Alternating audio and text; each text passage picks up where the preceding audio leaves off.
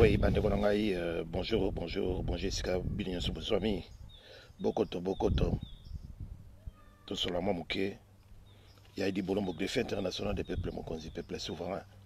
Nenga boza ko monanga yawa, donc voilà, to ya kaka soli kambezali. Faut qu'on soit là parce que l'heure est grave, l'air a sonné. Nous ne pouvons pas rester bouche bée comme ça. S'il y a des choses qui se passent, des choses qui sont anormales, il faut à tout prix les dénoncer et parler entre nous, quoi. Donc voilà, des amants de seconde on continue la direct Oyo, direct Ingeta avec Bokoto TV, ingénieur Steve Manungwene Tolobe la vie Papi Gen.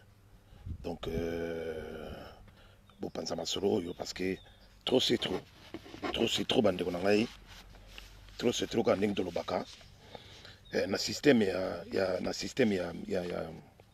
y a mystique qui a fourmi avec les grandes oreilles. Tout ça tout partout. Tout ça partout pour nous ko bimisa ba information ko bimisa ba secret oyo bazali ko sala yango na mboka na biso la République démocratisée du Congo juste ka pona nini ko bebisa mboka, ko détruire mboka wana, ko détruire le peuple congolais. Donc il y en a marre. Donc là maintenant je suis passé devant vous pour na seulement moké pour na koloba ko na ndenge na commune titre wana ke il faut vite arrêter Bouzoba yana ya Félix Tshilombo. Trop c'est trop. Il faut qu'on arrêter pour toutes les possibilités ya kokanga nini Raïs naye et politique kanamba la Joseph Kabila. Trop c'est trop. Et Benilo bonjour. Donc voilà, mais dans l'équipe on a kolobaki na ndenge mystique a fourmi tout ça kota partout, hein, les fourmis qui ont des oreilles, hein, ils ont kota partout pour mboka na parce qu'il faut tout télémela bango to yeba ndenge nini ya ko sortir na situation ya mboka na biso, c'est très grave, donc il faut arrêter. On ne peut pas laisser faire les choses comme ça, bazako bomba bato comme ils veulent, quand ils veulent. Hein, comme si bande konabiso de moins que rien, comme si bande konabiso vraiment paillasson, comme si bango awakut na poto nani pigeon na ndeke msusu et puis na mboa na nyau ba valeur. Mais trop c'est trop, il y en a marre de voir tout ça. Hein? Et ça laisse moi mon boulot, mais heureusement tozongi. Donc je vais être un peu plus rapide pour la problème de connexion à côté Nazali. Donc voilà. Et donc na ligne kolobaka ke na ligne kolobaka boye bande konangai que ce qui se passe c'est grave. Donc il faut arrêter à tout prix Félix Tshilombo, hein, oyo azali côté Kamboka na biso. Donc alobi vraiment que il va finir avec la complicité des son Raïs na criminel nyonso oyo ya Rwanda, Uganda, bango tous ensemble balbika il faut ban fi en tout cas mine de rien il faut tout tellement bana mboka, il faut tout tellement, il est temps vraiment tout tellement, biso na mystique a fourmi avec les oreilles tout ça ko kota pona ko yibisa bino ba vérité ou tout ça ko mona ba vérité tout ça ko mona na mboka wana bomona mboka nini na ba pays démocratique de Samokili, hein, un pays dans lequel opposition ezali majoritaire. La démocratie de Samokili, mboka nini dans un pays démocratique où l'opposition est majoritaire. Jamais Salama. Président aza ngambo mususu, mais ngambo on est tikali nyo ezali opposition majoritaire. Ezalakate kaka na mboka Congo, un pays rare, un cas rare dans le monde entier. Oyoke biso to ni makabiloka ya ndenge wana. Ozomona. Ce n'est pas ça la démocratie. Tout ça, au la bino misuboye bake oyoana ezali occupation, hein, pouvoir ezala maboko ya ba occupant et que na minute oyo depuis le 30 décembre 2018 ndenge ba monter kuna bango ya deal na bango basali, ya pacte na bango basali entre ba Rwandais na Félix Tshilombo, c'est juste pour bazwa Félix Tshilombo batia comme étiquette paravent na bango batia ye figurant batia ye nani marionnette azosala kaka écran ya pamba mopepe ya pamba mais bango baboma na nsima yango na bozomona ke majorité eza na côté présidentiel te mais majorité ezali nde na opposition et de toute façon dans une occupation il n'y a pas la politique donc wana tout eza na kaka façade eza na kaka façade parlementaire tout bazali kuna na kati ya parlement baza batu ya Hippolyte alias Joseph Kabila.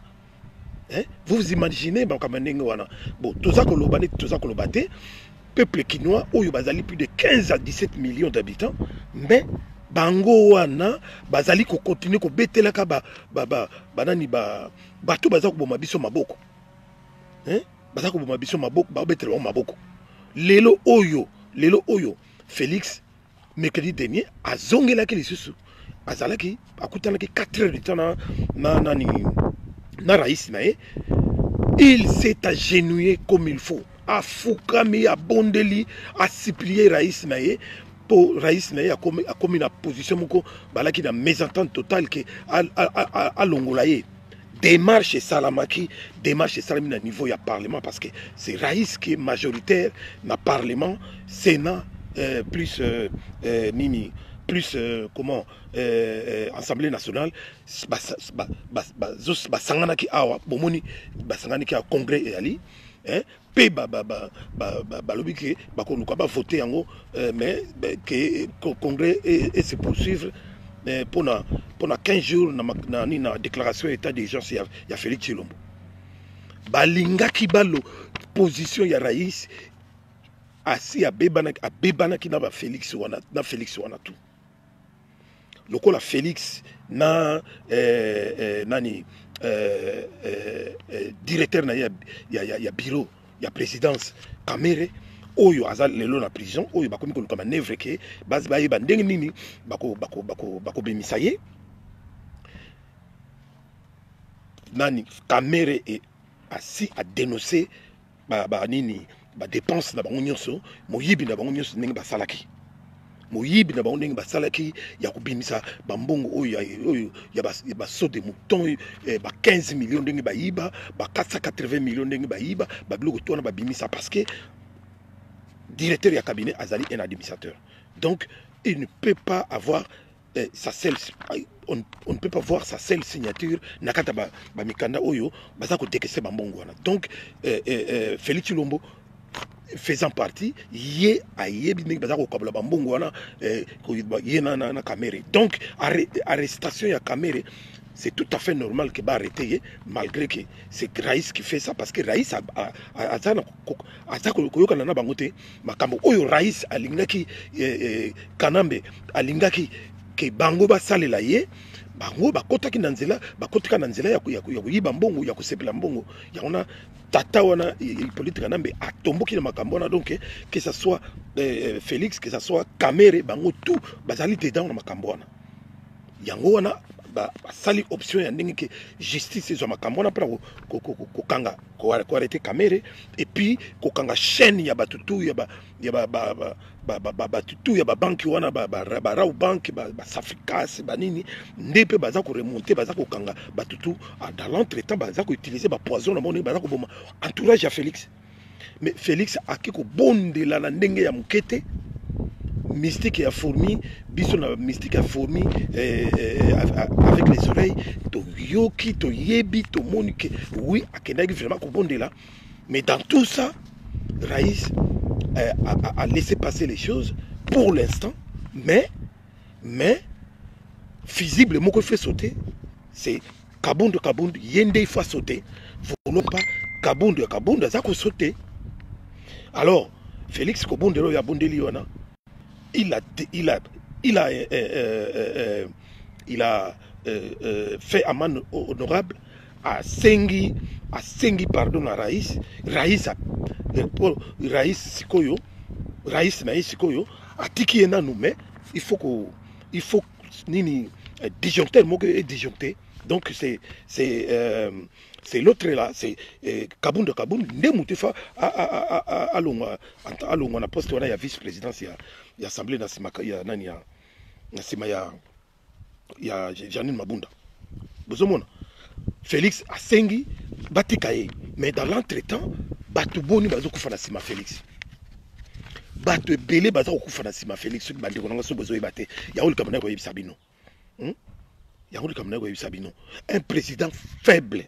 Donc yé bazali ko diriger yé, bazako tinda yé, salaboy, bango babombami, mais tous ces gens là qui meurent nakati ya Zaïre, nakati ya Congo.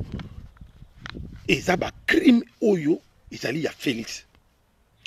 Nyonso ya mabeza ko sala masiko c'est Félix, mais Félix il s'en fout complètement pour naie raison naie principale les ali kaka tapis rouge naie puis ça ko tambola souper la tapis rouge en côté na ba avion azo tambola pe na ba avion te mokili ils la carte confinement donc pour naie kaka kombo kaka kaza la président asa la président ya ba kasayen oyo bazana simanaye ba kasayen oyo ya ba IDPS.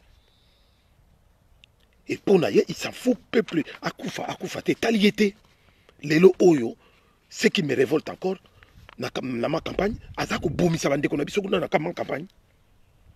Azako bomi sa bande konabi sokuna na ma campagne. Juste kaka po akende ko arrêter, ba kende ko arrêter nani mokonzi ya bundu ya Congo. Il faut atinda plus de 1000 à 1500 policiers oyo ba beti batu ba masasi batu ba kufi. Hein? Bien sûr que je n'ai rien à voir avec Nani Mokonzi secte wana ya bundu ya Congo. Mais bato baza kokufana, ce sont des Congolais. Ce sont des Congolais. Mais nyoso wana ezali na mutu ya Félix, zo bakile azako yeba ilo côté. Pona ya zo mona kaka normal.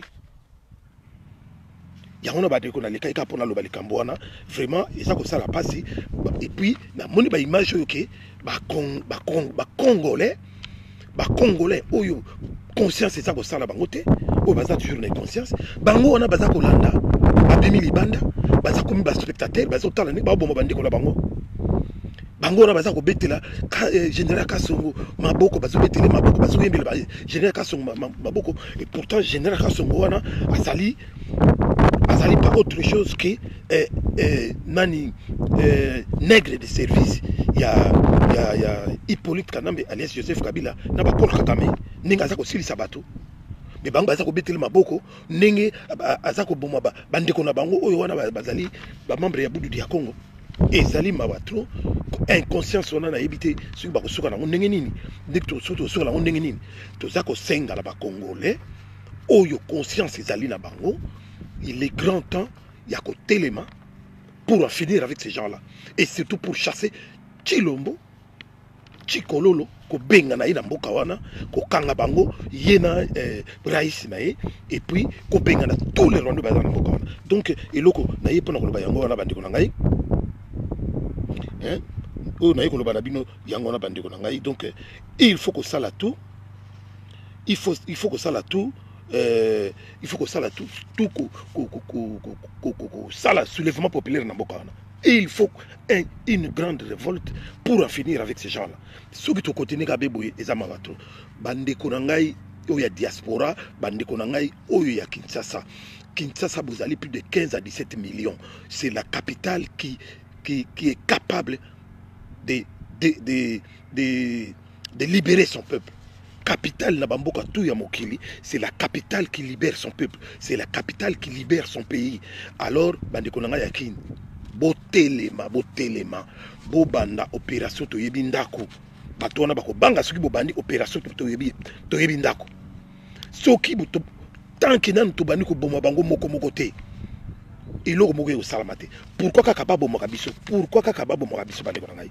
Botelema il est grand to boma bato wana to banda ko kotela bango na bandako ba gouverneur wana tout ko kotela bango na bandako ba jetiningo bila bomi plus de 800 personnes 900 personnes na bandundu ye wana ba pesa ye poste wana ya gouverneur hein ya ba cadeau ya ba nomination pour nini parce que bomeli bango ba congolais donc biso bino bondimika ke ba bomaka biso le botelema yangona la leki awa ya di bolombo ke fête nationale pour na ko yebisa bino ke il est grand abo to telema mutuna munduki na ye mutuna nzete na ye mutuna bende boko mona oyo biso to sala awa kala mingi te bo mona oyo biso to sala awa na diaspora oyo to sala ki na nini na Paris Bercy eza encore muke oyo to sala mbalo oyo bande ko na ngai ekozala ya opesi mbamba boyi yangona to lingi bino pe botelema tokoloba ba stratégie na biso awa te botelema ndenge biso soza ko telema